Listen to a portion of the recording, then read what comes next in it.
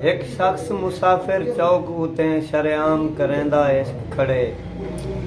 एक शख्स मुसाफिर चौक उते शरेआम करेंदा इश्क खड़े।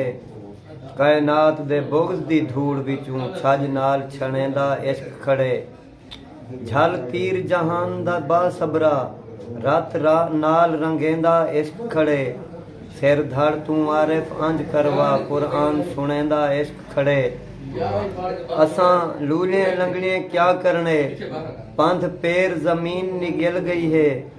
साडी दीद दे सामने दुनिया दे कई शेर जमीन निगल गई है। एक पल विच सुख दी सावल को चौक फेर जमीन निगल गई है।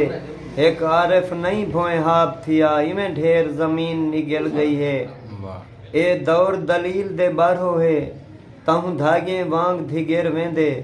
निसे मंगदे हक तां भुख मरदूं हक मंगदे हैं तां सिर वेंदे। ए हीणा हार च हर वेले जॾां ॾाढा हार मुकेर वेंदे।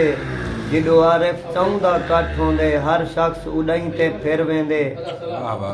आए सावण साडे सीने विच सिक सावल करण वाला पै गई। फट निमरण पै गए जिस्म उते दिल धाई धरण वाला पै गई। साह सम गए चुंड विच साह झुण के हंज अख ते तरण वाला पै गई। मैं मोया आरिफ सावण दी रुत बाकां भरण वाला पै गई। साडा झेड़ा अपने जी नाले कायनात दे नाल किहां झेड़े। जिवें दिल आखी तू ला झेड़े तेरी जात दे नाल किहां झेड़े। जडां आप को सोधनी कौन ही से औकात दे नाल किहां झेड़े। साह मंगसी आरिफ डेसूं चा सकरात दे नाल किहां झेड़े। मेरी जात दे नाल है जिद जेकर हर जात को आग सताए मैकूं। कर जुल्म च कैद क़यामत तई देह रात को आग सताए मैकूं। साह झुण के ना साह कब्ज करे सकरात को आग सताए मैकूं।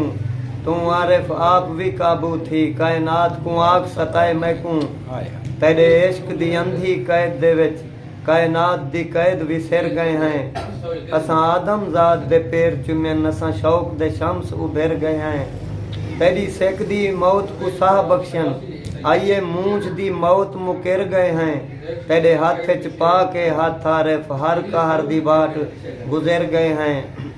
तेरे हाथ च पा के हाथ आरिफ हर कहर दी बाट गुजर गए हैं। नाज़म